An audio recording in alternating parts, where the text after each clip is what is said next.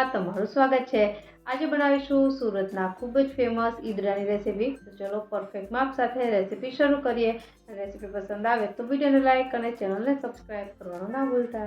તો સૌપ્રથમ ઈદડા બનાવવા માટે ચોખા અને દાળનું માપ જોઈ લઈએ। તો અહીં કોઈ પણ નાની વેરાયટીવાળા તમે 1.5 કપ જેટલા ચોખા લઈ શકો છો। મેં અહીં ખીચડિયા ચોખા લીધા છે। હવે એની સામે આપણે અડધો કપ જેટલી અડદની દાળ લેવાની છે। તો આ માપ છે એ જ્યારે પણ તમે ઈદડા માટેનો બેટર બનાવો ત્યારે યાદ રાખવાનું। હવે અહીં 1 ટીસ્પૂન જેટલે આખી મેથી અને હવે પાણીથી એને સારી રીતે સાફ કરી લેશું। ત્યારબાદ દાળ ચોખાને પાણી એડ કરી અને 4 થી 5 કલાક માટે પલાળવાના છે। તો અહીં જ્યારે પણ તમે ચોખા અને દાળ પલાળો ત્યારે એને પૂરતો ટાઈમ આપવાનો પલાળવા માટે, જેનાથી બેટર સારું બને। તો 4 થી 5 કલાક થઈ ગઈ છે અને હવે ચેક કરીએ તો ચોખા છે એકદમ સરસ હાથમાં લ્યો એટલે તૂટી જાય એવા, એટલે સરસ રીતે પલળી ગયા છે। તો બસ હવે આપણે બેટર બનાવી લેશું। હવે આમાંથી થોડા દાળ અને ચોખા મિક્સર જારમાં એડ કરીશું અને અહીં આથો સારો આવે એની માટે મેં અહીં થોડી છાશ ઉમેરી છે। છાશ છે ખાટી હોય તો વધારે સારું। અને હવે એને સારી રીતે ગ્રાઇન્ડ કરી લેશું। ખાટી છાશ હોવાના લીધે ફર્મેન્ટેશન છે ખૂબ જ સરસ થાય છે। તો અહીં પહેલી બેચ છે આવી રીતે ગ્રાઇન્ડ કરીને મેં તૈયાર કરી લીધી છે।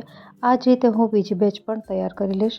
તો આપણું આ ઈદડા માટેનું બેટર તૈયાર છે। હવે વિસ્કરની મદદથી આપણે સારી રીતે આને વિસ્ક કરી લેશું। તમે હાથેથી પણ ફેટી શકો, જેનાથી આ બેટરમાં એર ક્રિએટ થશે અને જે આપણું ફર્મેન્ટેશન એટલે કે આથો છે એ સરસ આવે છે। તો અહીં તમે જોઈ શકો છો કે જે આપણું બેટર છે થોડું હળવું લાગે છે। હવે ઢાંકણ ઢાંકી અને એને 6 થી 7 કલાક માટે રાખી દેશું।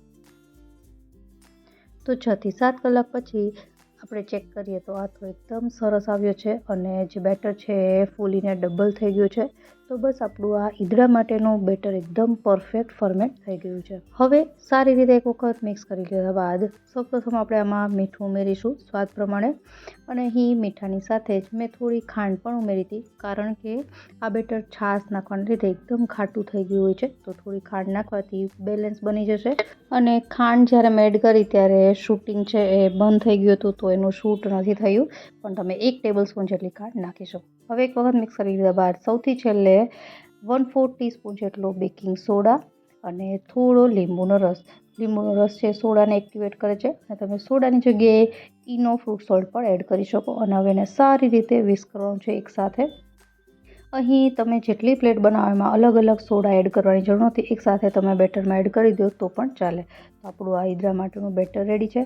હવે અહીં તેલથી ગ્રીસ કરેલી એક પ્લેટમાં આપણે આ બેટર છે આવી રીતે પોર કરી દેશું। અહીં એકદમ થીક ઈદડા નથી હોતા, એટલા માટે વધારે બેટર છે પોર નથી કરવાનું, મીડિયમ રાખવાનું છે, કારણ કે ફૂલશે એટલે થોડા મીડિયમ થીક જેવા જ બનશે।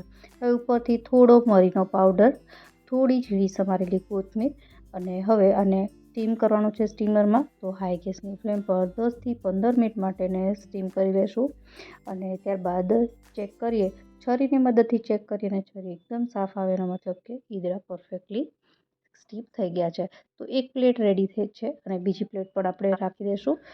તો બંને પ્લેટ છે એ સ્ટીમ થઈને તૈયાર થઈ ગઈ છે। હવે આનો વઘાર કરવા માટે આપણે અહીં એક વઘારિયામાં 1 ટેબલસ્પૂન જેટલું તેલ ગરમ કરીશું। તેલ છે એ ગરમ થાય એટલે 1 થી 2 ટીસ્પૂન જેટલી રાઈ એડ કરવાની છે। રાઈ કકડે એટલે થોડા મીઠા લીમડાના પાન, ત્યારબાદ અહીં 1/2 ટીસ્પૂન જેટલી હિંગ, અહીં 2 થી 3 તીખી મરચી છે એડ કરવાની અને સારી રીતે મિક્સ કરી લઈશું। અને સૌથી છેલ્લે આપણે આમાં 1 ટીસ્પૂન જેટલા સફેદ તલ એડ કરીશું। સફેદ તલ છે સૌથી છેલ્લે એડ કરવા અને હવે સારી રીતે મિક્સ કરી દેવાનું। તો આપણો આ વઘાર તૈયાર છે। આ વઘારને આપણે ઈદડા ઉપર ગરમ ગરમ જ આવી રીતે રેડી દેવાનો છે। ત્યારબાદ ઉપરથી થોડી ફરીથી ફ્રેશ કોથમીર છે અને ઝીણી સમારેલી છે એ એડ કરી દેશું અને ઇક્વલ પીસીસમાં કટ કરીને તમે એને સર્વ કરી શકો છો। ઈદડા છે ઠંડા અને ગરમ બંને રીતે સરસ લાગે છે। તો આપણા સુરતના ખૂબ જ ફેમસ એવા ઈદડા છે એ તૈયાર છે।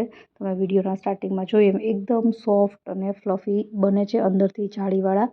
તો આશા રાખું આ રેસીપી તમને જરૂરથી પસંદ આવી હશે। ફરી મળીએ નવી રેસીપી સાથે, ત્યાં સુધી બાય બાય।